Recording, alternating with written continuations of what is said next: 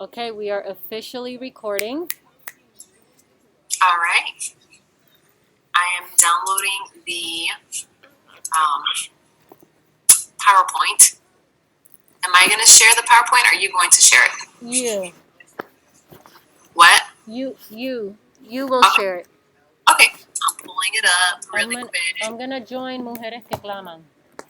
Okay, that's fine. Alrighty. It's uploading. Bear with me. Thank you.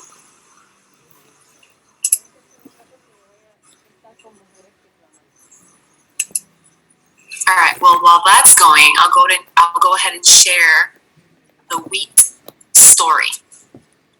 So,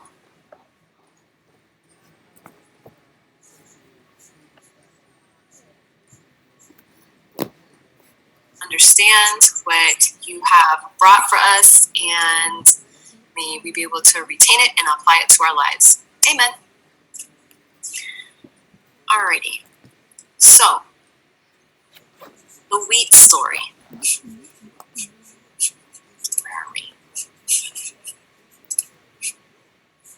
So, when God made wheat, that wheat was called einkorn wheat. It had a very fragile protein gluten structure, which means it's very easy to be broken down in grinding and in cooking with chewing and being able to digest it. The fragile structure means easily broken down and easily digested. So a few thousand years ago, that einkorn did a hybrid with a field grass, and that ended up turning into emmer wheat. So emmer wheat was a structure that wasn't as fragile as einkorn wheat, but it's still fragile. In the 19th, wheat was put through intensive cross breeding to produce a plant with a very high yield. At first, the stalk would break because the emmer wheat was very tall, like as tall as like 5 feet tall, and it would break and they would lose all their crop. So they came up with a plant that is only 2 to 3 feet high and the stalk is very thick, so the stem would hold a very high yield. Farmers are saying that they're getting 10 times more grain per acre compared to the emmer strain of wheat. No wonder the farmers love it, right? In the 1970s, it went worldwide. And in the 1990s, every wheat, every pasta, every biscuit, cake, donut, cereal has hybridized wheat. So the structure of the hybridized wheat helped out with the starvation crisis, and it was relieved with this grain, and the farmers love it, but what was never addressed was the effect of this grain on the human body, and what it created was an incredibly complex structure compared to the einkorn. So that's the backstory. And so there's some other grains that are still have an original fragile structure, like spelt and kamut. They both have original fragile structure like the emmer wheat had. But if you make it into sourdough bread, if you make spelt sourdough bread or kamut sourdough bread, it'll break it down even more, and it will be more like the einkorn structure. So there's people that have celiac disease who cannot have any gluten at all. They can't tolerate it. And then there's people who have gluten intolerance, which means they could have about 1 or 2 slices of bread per week. Some people don't even know that they have a gluten intolerance. So I'm just going to list some of the symptoms of gluten intolerance. There's sinus, there's hay fever, allergies, asthma, eczema, psoriasis, irritable bowel syndrome, constipation, and brain fog. So if you have any of these symptoms, you most likely have a gluten intolerance. Now let me pull up my PowerPoint slide here. 1 second. I can get it to work. There it is.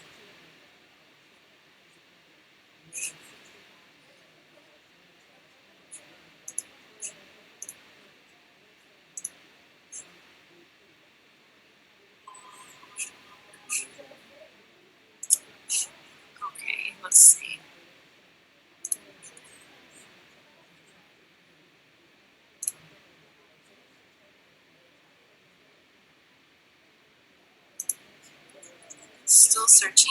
Let's see.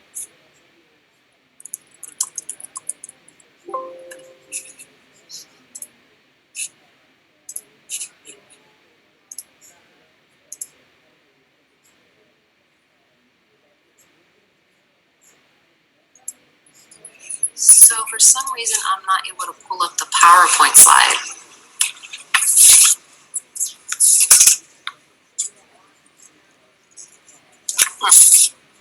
I can't even open it.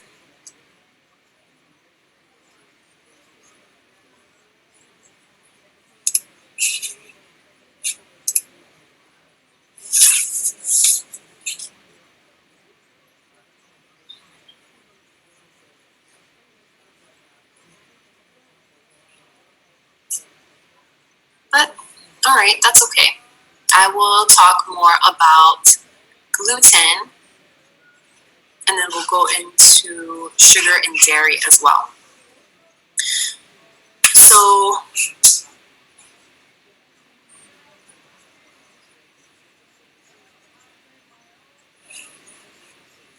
einkorn is a completely different kind of wheat. It doesn't hit your gut even close to the same way. With that said, let's look at bread. We eat it daily in everything: cereal, bagels, sandwiches, pasta, desserts. And for the last 50 plus years, we've had hybridized.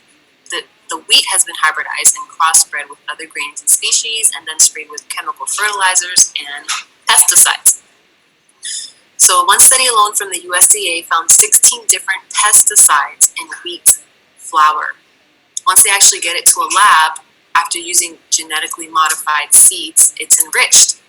So if you see the word enriched in any of your bread, pasta, or cereals, run the other way as fast as you can, because it's enriched with fake vitamins and synthetics that cause unbelievable damage to the gut, to the minerals in your body, and your ability to absorb real vitamins that are out there.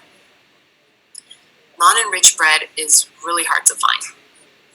So the best bread or flour you can use to make bread would be einkorn, spelt, millet, or kamut, what I had mentioned earlier.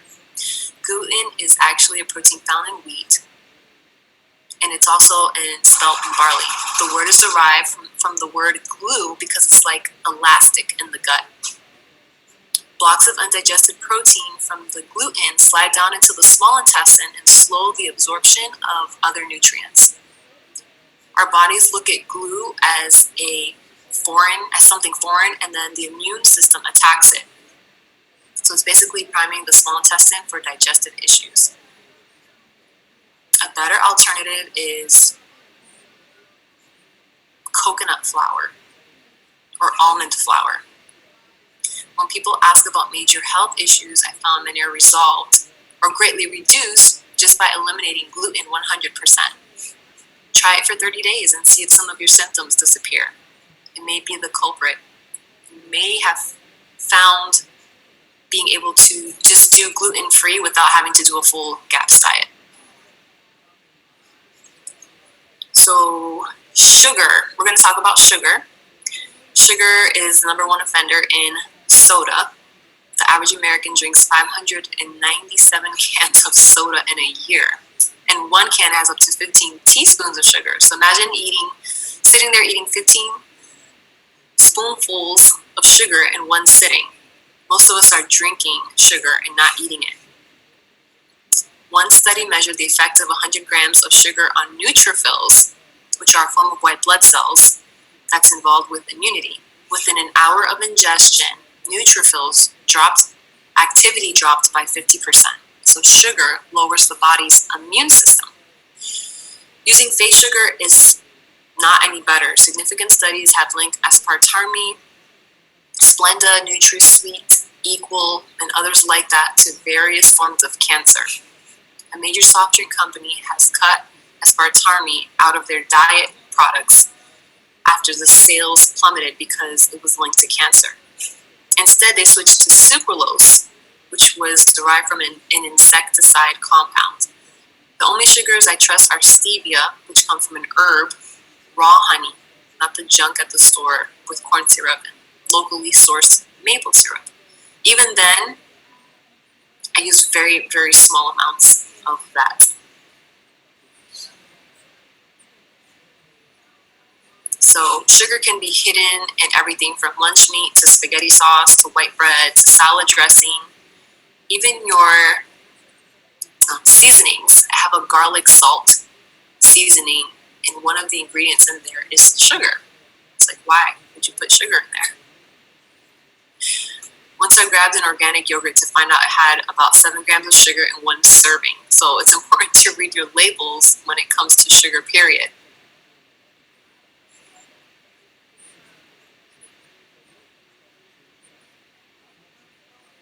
So sugar can also be found in toothpaste, in children's chewable vitamins, chewing gum, flavored teas, processed snack foods, processed meats.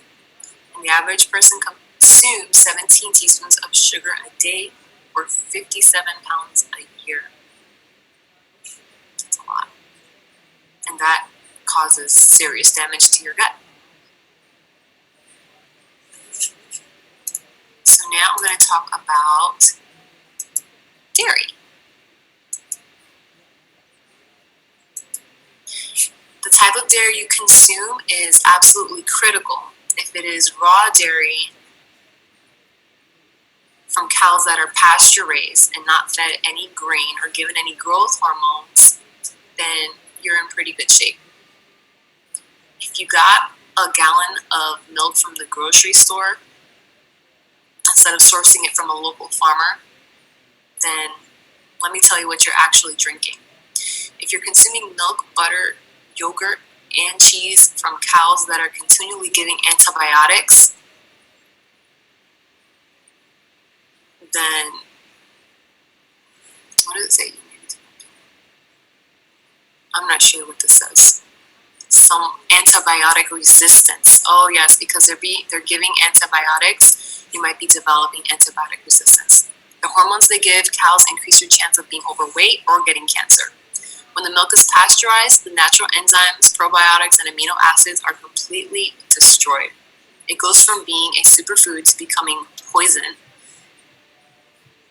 If you were to take the milk from the store, like the gallon that people, I don't drink it, but there's some people that drink it, that buy milk from the store and drink it. If you were to give that to a baby cow, the baby cow would actually die because that's how poisonous it is.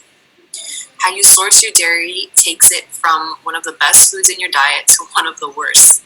Everything a cow gets injected with, for example, ibuprofen, steroids, goes directly into their milk. A study found some pasteurized milk can be more inflammatory to the gut than glue. In addition to that, pasteurized milk increases your exposure to glyphosate, a chemical component of Roundup, which is a pesticide and herbicide applied to genetically modified crops, and then they feed it to the cattle. So the next best thing would be any other kind of milk, coconut milk, goat's milk, raw goat's milk. You'd be amazed how many places have raw milk if you actually do some digging. Start by hitting up your local farmer's market.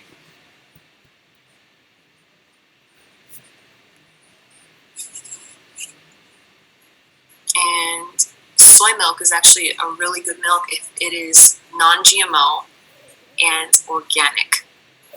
If you buy regular soy milk, that is number one hormone disruptor. So you want to avoid that.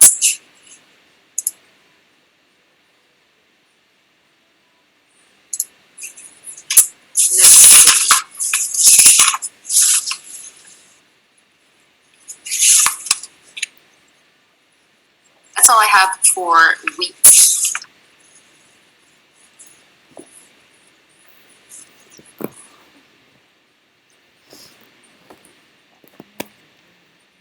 Do you have any questions? Can we stop recording?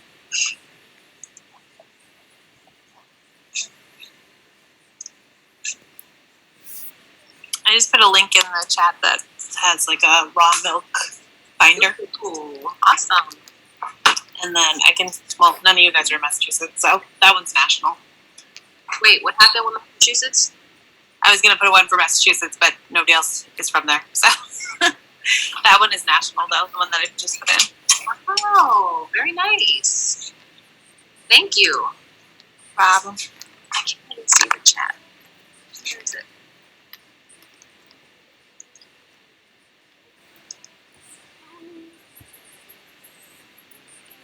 Mommy. Mommy. There's no water. My computer's frozen.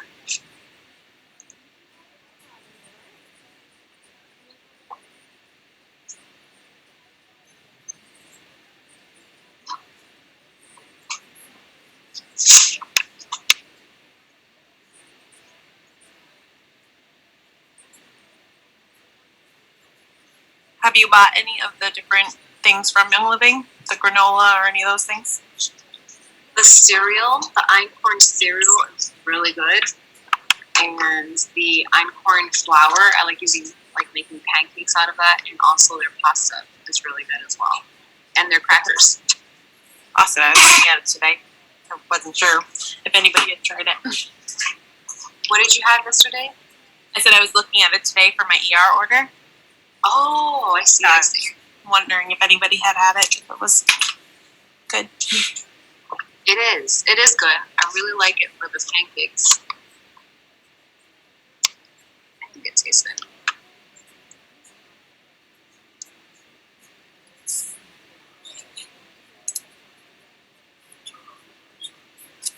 Well, there's some other stuff that I found with doing my research. Can I tell you a little bit about it? Let's see.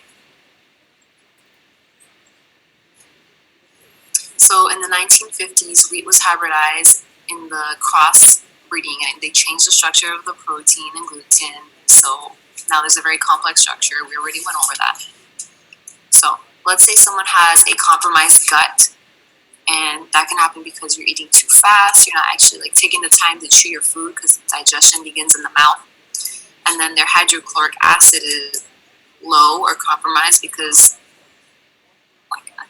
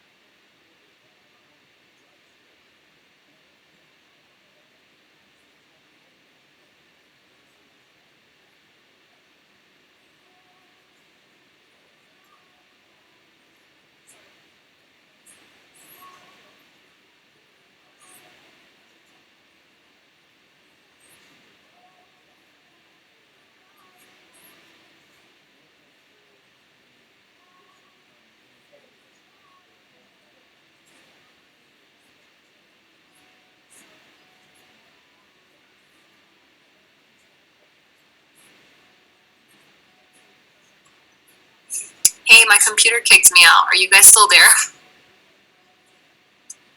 Hello? I'm here. I think I'm the only one, though. Okay. That's fine. So, I don't know how far you heard me, but I was talking about in the 1950s, wheat was hybridized, and in the crossbreeding, it changed the structure of the protein or the gluten. So now it's a very complex structure. We went over that part already. So let's say someone has a compromised gut and they're eating too fast, and their hydrochloric acid is compromised because they're eating too much all day long and drinking with their meals.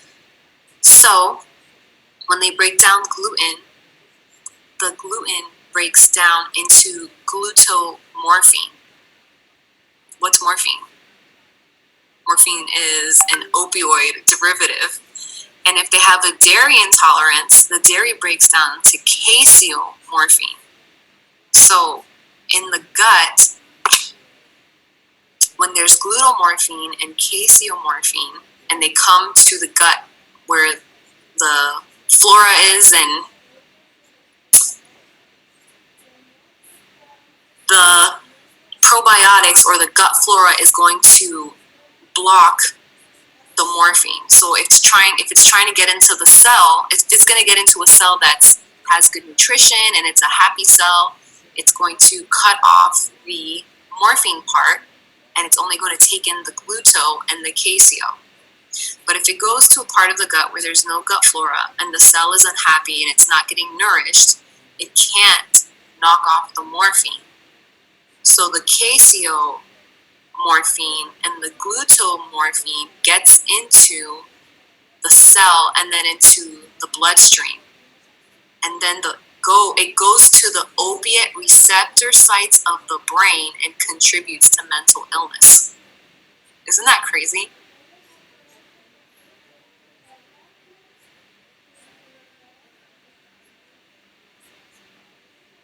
So there's a book called Gut Psychology by Dr. Natasha Campbell McBride, and also Brave Brain. That's by Dr. David Perpire. He's a neuroscientist. And he wrote another book called Stop Autism Now and Stop Alzheimer's Now. And they say when you cut these three things out of your diet, wheat, dairy, and refined sugars, you cut those by 50%, the autism and Alzheimer's.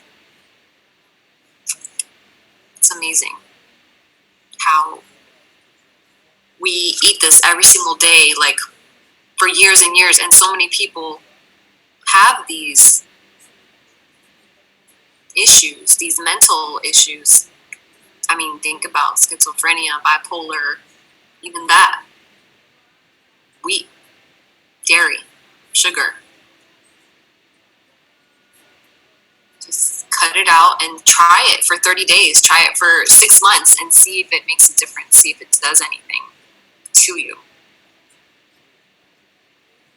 So, how can you heal the gut lining? Well, stop with the wheat, dairy, and refined sugar. You could find, instead of wheat, there's rice, there's polenta, there's millet, there's spelt sourdough bread.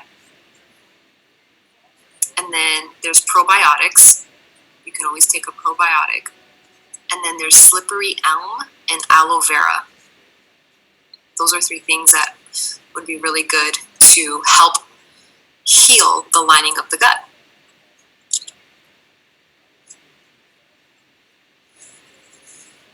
And then, of course, you want to drink lots of water. Were you going to say something, Corinne? The slippery elm is really good for heartburn too. Oh. Like my husband's addicted to Nexium, but the slippery elm does help. He'll use that instead sometimes. Oh, okay. So she talks about heartburn as well. She says heartburn is overeating late at night, right before bed, and then laying down. The cardiac sphincter muscle gets loose because there's like so much pressure on it. That's the muscle between the stomach and the esophagus, and then that opens, and then all the acid that is made, the hydrochloric acid, is really good for you. Actually, you want high hydrochloric acid in your stomach to break down the proteins in your food while you're eating. You just want that cardiac sphincter to be closed. So just eat what you're supposed to do is eat breakfast like a king. Like that should be your biggest meal of the day, breakfast. Lunch should be like a queen, and then dinner like a pauper, which is a poor person. Broth or toast. Something very light, even a smoothie, so that when you go to bed at night, you're not digesting the food all night long. You wake up in the morning, you're not even hungry. Like I don't have an appetite for breakfast. I don't have an appetite for breakfast because you have such a huge meal at night, and I'm guilty of that myself. Thank God I haven't had the acid reflux happened. But my mom, she had acid reflux for the longest time, and they gave her like a pillow, like an incline pillow to sleep at night, so she didn't lay down reclined all the way. And they did try to put her on Protonix, but she never took it. It eventually went away. I don't know what she did, but it did like resolve itself. And then another thing that could contribute to heartburn is stress. So when you're tense, the cardiac muscle, when it's tense, it opens. You would think the opposite. If you're tense, that it tenses up. But if the cardiac sphincter loosens up, and then that is when the acid comes up, which causes heartburn. So taking a magnesium supplement, has you ever tried that? Taking a magnesium supplement? Oh, that's good. Okay, that's awesome. So, yeah. How long has your husband been on Nexium? For a long time. He just walked in. Okay. Kathy. Not my favorite. Oh. No, we're working on it. Yeah. I know. Everybody is a work in progress. Mm-hmm. Even myself. I know. It's hard with the kids too because they all want, obviously, all the good stuff. Like the sugar and everything. We're pretty good with the sugar. It's more the breads and gluten-y stuff here that we have trouble with. Do you follow the Food Nanny on Instagram? No. She uses all that Kamut. Like she has a Kamut cookbook and everything. She's very entertaining. But she has her own cows too, so she does the raw milk and the Kamut bread and all that. And she shows you how to cook with it. I'd try it sometime. I don't know. I've never even heard of Kamut before. Like, Yeah. ever. I'm like, what is Kamut? I don't know what the difference is between, because it's not gluten free, but it's like an easier to digest. Yeah, it's better. Yes. So, yeah, I don't know. Maybe I'll try that. I've been buying the Jovial einkorn flour. Okay. So, but it has like a little bit of different texture to it. It's more, like it's not as fine as flour. So, I don't know. No complaints yet, but we'll see. Okay. There's a video. I don't know if I could play it or I'll send it to the group later, but this lady makes 2 balls of dough, and one of them is the einkorn dough, and another one is wheat dough. And she takes the dough and runs it under water and just lets all the flour just kind of like disintegrate. And she's rinsing it. And at the end of the wheat flour, it's a ball of gluten. She's just pulling it apart. It's like glue. Like, look at this. She's like, can you imagine trying to digest this? Right? It's crazy. And then she takes the einkorn flour and does the same thing. She just lets it run, and it's just like tiny little pea size, small balls. She couldn't even pick it up how small it was when she ran it through the strainer of gluten. So it has gluten, but it's just nothing compared to the wheat. It's gluten. So I'm sure Kamut is the same. You know. Right? I'll have to get some to try. Yeah. It's a cool experiment that she does. That she just like lets it, and then you can see like what's left over, and then what is going inside of you. It's crazy.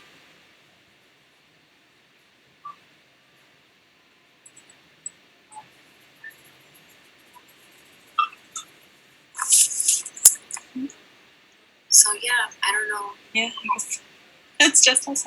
My stepsister said she just got kicked out too. So Oh, I don't know. okay. Yeah, I saw iPhone. I'm not sure who that was. Yeah, it was my stepsister Annie. Oh, that's cool. Her mom, like, all of a sudden has celiac, like 5 years ago, maybe, out of nowhere. Like, horrible gut. All of a sudden, everything. I don't know. Wow. After never having like celiac disease or any issues forever, and then all of a sudden just has it. Like they did biopsies, everything. So So they confirmed with celiac. yeah, Wow. isn't that crazy? Yeah, it is. I was trying to get her to listen on, but she didn't get in. But My sister did, so she heard a little bit. Okay. We're trying to work on her too. That's cool. Something about body and acidity. When I had my son, Caleb, my placenta came out small. It was like this big. They said it was the smallest placenta they've ever seen. And it was full of calcium deposits and fatty deposits. So Oh. I was in labor for 3 days, and when my son came out, he could barely breathe. He was like, didn't even take his first breath. Like, the midwife had to breathe, like, give him mouth to mouth. Like, okay, wake up. We ended up going to the emergency room because it happened a couple times. He would wake up, and then, like, while he was breastfeeding, he just kind of, like, stopped breathing again. So scary. I know. So I learned when your